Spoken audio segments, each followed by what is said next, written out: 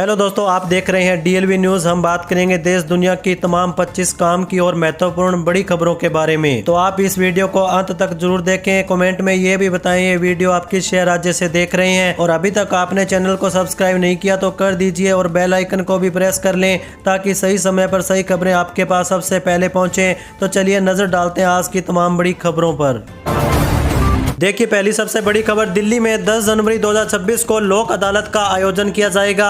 इस दौरान कई तरह के मामलों के साथ ही यातायात नियमों के उल्लंघन पर जारी किए गए चालानों का निपटारा भी होगा। किस तरह की तैयारी के बाद लोक अदालत में चालान को माफ करवाया जाएगा? लोक अदालत में जाने से पहले सबसे जरूरी काम टोकन को लेना होगा। इसके बाद लोक अदालत में जाते हुए चालान की कॉपी, वाहन के रजिस्ट्रेशन की कॉपी, ड्राइविंग लाइसेंस की कॉपी और आधार कार्ड या वोटर ID कार्ड, टोकन के साथ ही सभी जरूरी दस्तावेजों को अपने साथ लेकर जाना होगा।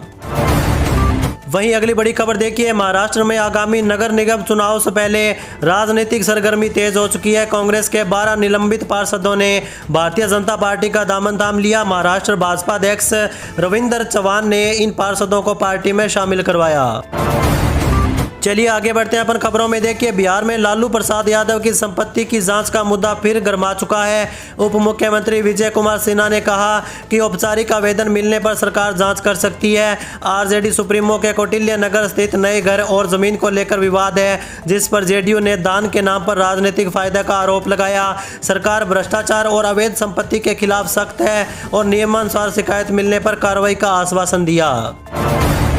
वहीं देखिए दोस्तों, उत्तर प्रदेश में शासन के निर्देश पर ग्राम पंचायतों की आय बढ़ाने हेतु राजस्व खातों को QR कोड से जोड़ा जाएगा। इसमें जन्म, मृत्यु, जाति प्रमाण पत्र और आय प्रमाण पत्र जैसे सरकारी स्कूलों का भुगतान डिजिटल रूप से आसान होगा। यह पहल पारदर्शिता बढ़ाएगी और ग्राम पंचायतों को आत्मनिर्भर बनाएगी। चलिए अगली बड़ी खबर देखिए, उत्तर प्रदेश में गुरुवार से मुफ्त राशन वितरण कार्यक्रम शुरू हो चुका है। सभी जिलों में कोटे की दुकानों से राशन मिलेगा। 23 जिलों में अंत्योदय कार्ड धारकों को 14 किलो गेहूं, 11 किलो चावल और 10 किलो ज्वार बाजरा दिया जाएगा। शेष जिलों में प्रति कार्ड 14 किलो गेहूं और 21 किलो चावल मुफ्त मिलेगा। वितरण सुबह 8 से दोपहर 12 बजे और दोपहर से 2 से शाम 6 बजे तक चलेगा। वहीं दोस्तों देखिए, शशि थरूर ने बुधवार को वेनेजुएला में हाल ही में हुए अमेरिकी मिलिट्री ऑपरेशन पर गहरी चिंता जताई और राष्ट्रपति को पकड़ने को संयुक्त राष्ट्र चार्टर का उल्लंघन बताया। पत्रकारों से बातचीत के दौरान उन्होंने इस बात पर जोर दिया कि अमेरिकी ऑपरेशन संप्रभुता, क्षेत्रीय अखंडता और अंतर्राष्ट्रीय विवादों में बल का इस्तेमाल न करने के सिद्धांतों का उल्लंघन करता है। चलिए आगे बढ़ते हैं अपन खबरों में। देखिए, उत्तर प्रदेश में SIR अभियान के तहत मतदाताओं की संख्या में 2.89 करोड़ की कमी आई। फिर भी 15,030 नए पोलिंग बूथ बनाए गए हैं। इसका मुख्य कारण प्रति बूथ मतदाताओं की संख्या को 1500 से घटाकर 1200 करना होगा। इससे कुल बूथों की संख्या 1,77,516 हो चुकी है, जिससे मतदान के दिन भीड़ कम होगी और प्रबंधन बेहतर होगा। जौनपुर के मछली शहर में सर्वाधिक 94 नए बूथ बनाए गए हैं। वहीं अगली बड़ी खबर देखिए, दिल्ली विधानसभा का शीतकालीन सत्र तीसरे दिन भी हंगामे की भेंट चढ़ा। भाजपा विधायकों ने नेता प्रतिपक्ष आदिसी पर सिख गुरुओं, विशेषकर गुरु तेग बहादुर के अपमान का आरोप लगाते हुए माफी मांगने की मांग की। हंगामे के कारण सदन की कार्रवाई स्थगित करनी पड़ी। 4 कैबिनेट मंत्रियों ने आतिशी की सदस्यता रद्द करने और आपराधिक मामला दर्ज करने की शिकायत भी की। वहीं देखिए दोस्तों, दिल्ली हाईकोर्ट ने दिल्ली सरकार, MCD और NDMC को राष्ट्रीय राजधानी के सभी सरकारी स्कूलों के बुनियादी ढांचे का सर्वेक्षण करने का निर्देश दिया। यह सर्वेक्षण 4 सप्ताह में पूरा कर रिपोर्ट जमा करनी होगी, जिसमें RTE एक्ट 2009 के तहत अनिवार्य सुविधाओं की कमी का ब्यौरा होगा। कोर्ट ने 2017 की एक जनहित याचिका पर सुनवाई करते हुए यह आदेश दिया।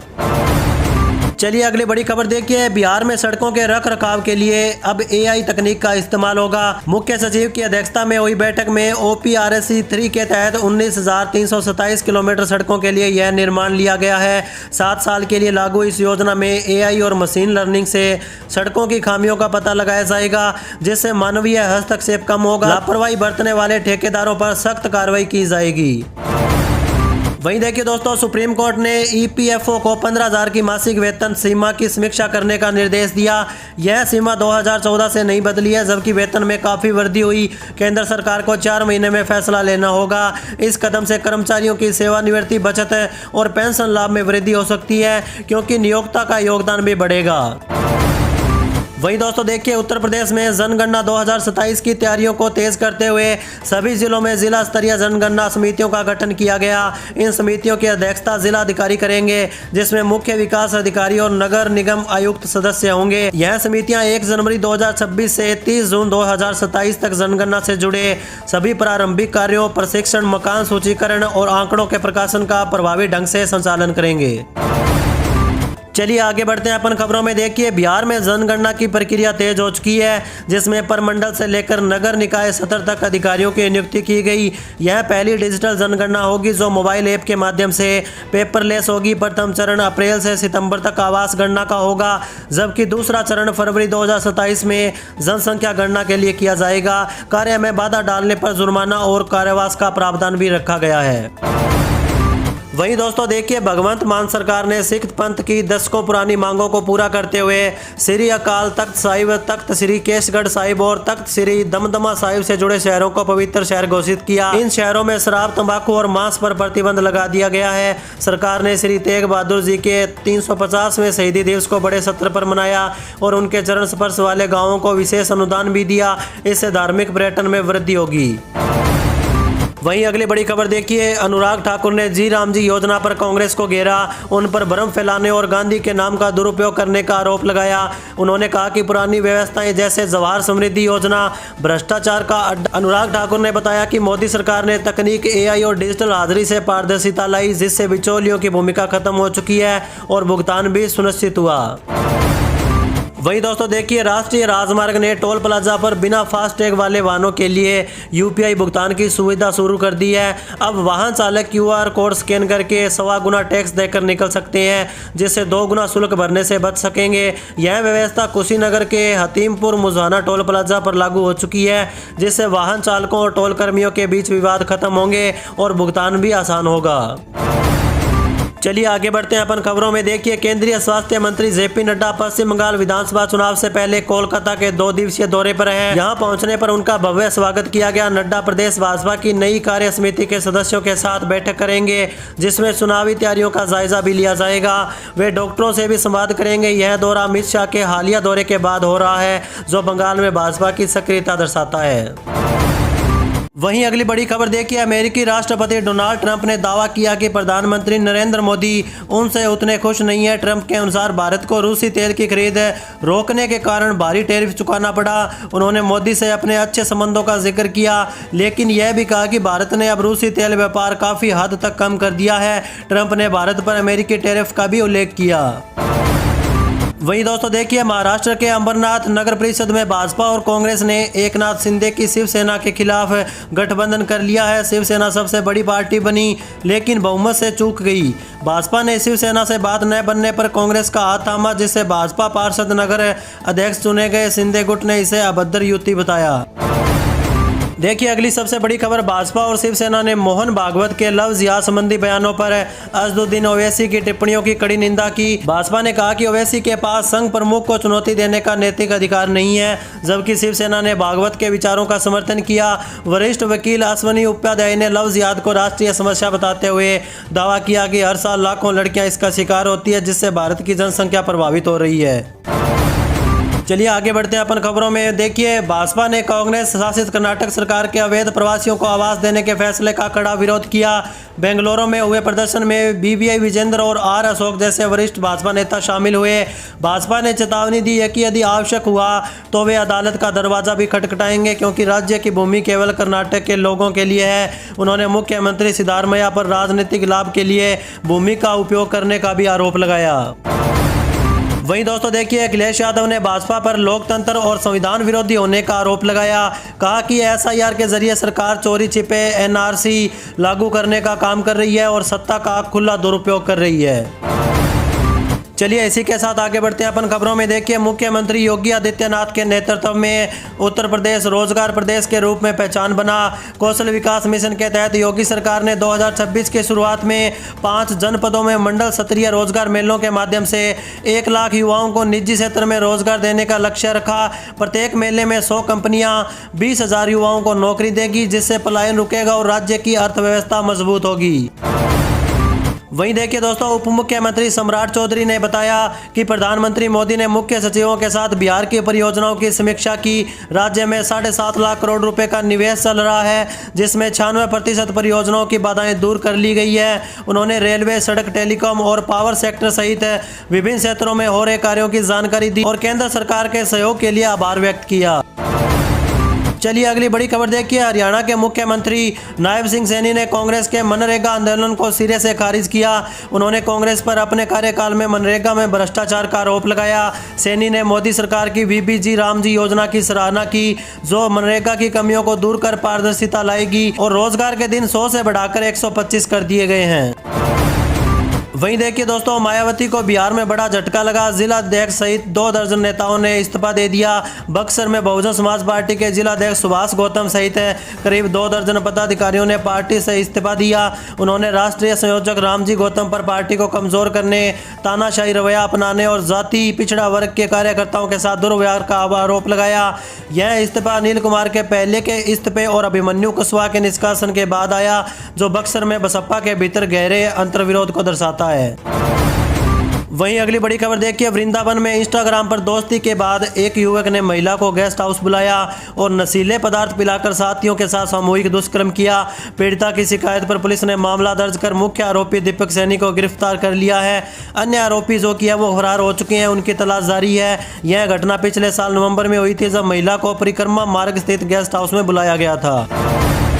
वहीं देखिए दोस्तों, बांग्लादेश में एक और हिंदू का कत्लेआम हुआ। बांग्लादेश में हिंदुओं पर अत्याचार लगातार जारी है, जहां पिछले 18 दिनों में 6 हिंदुओं की नृशंस हत्या कर दी गई। इनमें दीपू चंद्र दास, अमृत मंडल, बजेंद्र विश्वास, खोकन दास, राणा प्रताप बैरागी और शरत चक्रवर्ती मणि शामिल है। सोशल मीडिया पर भयावह वीडियो सामने आ रहे हैं, लेकिन यूनूस सरकार की निष्क्रियता पर सवाल उठ रहे हैं।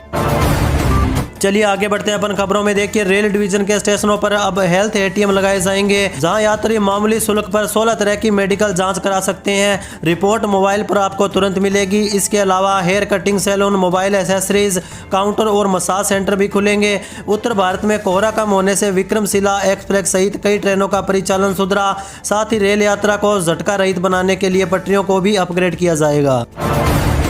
वहीं देखिए, मुख्यमंत्री नायब सिंह सैनी ने गुरुग्राम में हरियाणा विजन 2047 के तहत परी बजट कंसल्टेशन सत्र की शुरुआत की। इस सत्र में राज्य के दीर्घकालिक विकास और आगामी बजट की प्राथमिकताओं पर मंथन किया जाएगा। उद्योग, स्वास्थ्य, शिक्षा, IT सहित विभिन्न क्षेत्रों प्रतिनिधियों ने सुझाव दिए। मुख्यमंत्री ने कहा कि इसका उद्देश्य हरियाणा को आर्थिक, औद्योगिक और सामाजिक रूप से मजबूत बनाना है। वहीं अगली बड़ी खबर देखिए। उत्तर प्रदेश ने केंद्र सरकार के डीरेगुलेशन 1.0 कार्यक्रम में देश भर में प्रथम स्थान प्राप्त किया। राज्य ने सभी 23 प्राथमिक सुधारों को 100% लागू कर अपनी व्यापारिक नीतियों को निवेश अनुकूल और पारदर्शी बनाया। भूमि निर्माण, श्रम, यूटिलिटीज और अनुमतियों जैसे प्रमुख क्षेत्रों में सुधारों के कारण यूपी यह उपलब्धि हासिल करने वाला देश का पहला राज्य बन चुका है। यह सफलता $1 ट्रिलियन अर्थव्यवस्था के लक्ष्य को मजबूत करेगी। चलिए अगली खबर देखिए। दिल्ली विधानसभा के शीतकालीन सत्र में भाजपा विधायकों ने जोरदार हंगामा किया। उन्होंने अरविंद केजरीवाल पर शिक्षकों से कुत्तों की गिनती कराने का झूठा आरोप लगाने का आरोप लगाया। भाजपा ने केजरीवाल से सार्वजनिक माफी की मांग की, जिसके बाद सदन की कार्रवाई स्थगित करनी पड़ी। विधायकों ने विधानसभा परिषद में धरना दिया और कहा कि माफी न मिलने तक उनका विरोध जारी रहेगा।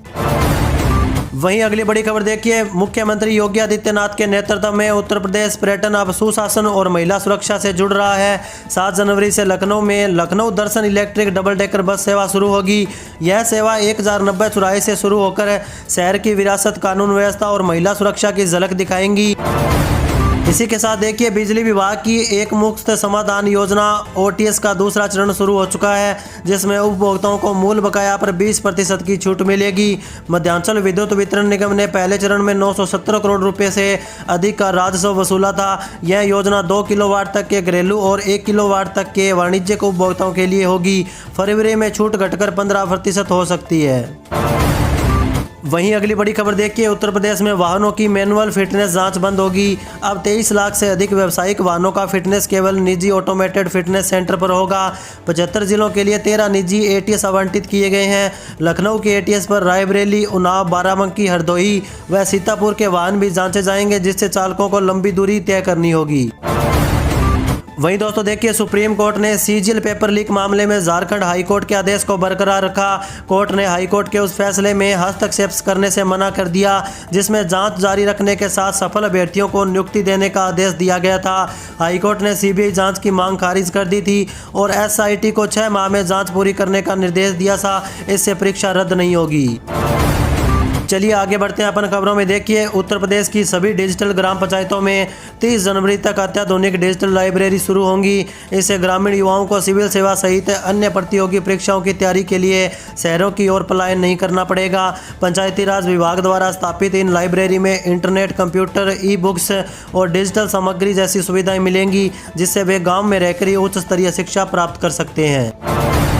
वहीं देखिए दोस्तों, शशि थरूर ने स्पष्ट किया है कि वह कभी भी पार्टी लाइन से अलग नहीं हुए। केरल में लक्ष्य 2026 शिविर के बाद उन्होंने कहा कि उनके बयानों को अक्सर गलत समझा जाता है, जबकि वे पार्टी के रुख के अनुरूप होते हैं। थरूर ने आडवाणी का बचाव और पीएम मोदी पर टिप्पणी को लेकर भी सफाई दी, जोर देकर कहा कि मीडिया केवल सुर्खियों पर ध्यान देती है। चलिए अगली बड़ी खबर देखिए, गोवा में आम आदमी पार्टी को बड़ा झटका लगा। पूर्व प्रदेश अध्यक्ष सम्मित पालकर, कार्यकारी प्रमुख श्री कृष्ण परब और 3 अन्य वरिष्ठ नेताओं ने पार्टी की प्राथमिक सदस्यता से इस्तीफा दे दिया। जिला पंचायत चुनाव में खराब प्रदर्शन के बाद पालकर को अध्यक्ष पद से हटाया गया था। 2022 के विधानसभा चुनाव में आम आदमी पार्टी ने केवल 2 सीटें जीती थी। वहीं दोस्तों देखिए, क्या अभी तक आपने फार्मर आईडी नहीं बनवाया? अगर नहीं तो फरवरी में आने वाले पीएम किसान सम्मान निधि की 22वीं किस्त के रूप में मिलने वाले 2000 रुपये तो अटकेंगे ही। साथ ही में बिहार में जल्दी शुरू होने जा रही कर्पूरी ठाकुर किसान सम्मान निधि योजना के तहत 1000 रुपये से भी आप हाथ धो सकते हैं। बिहार सरकार ने किसानों की मुश्किल आसान करते हुए विशेष कैंप लगाने की घोषणा की है ताकि सभी किसान अपनी फार्मर आईडी बनवा सकें। बिहार सरकार 6 से 9 जनवरी तक फार्मर आईडी बनवाने के लिए विशेष कैंप का आयोजन कर रही है।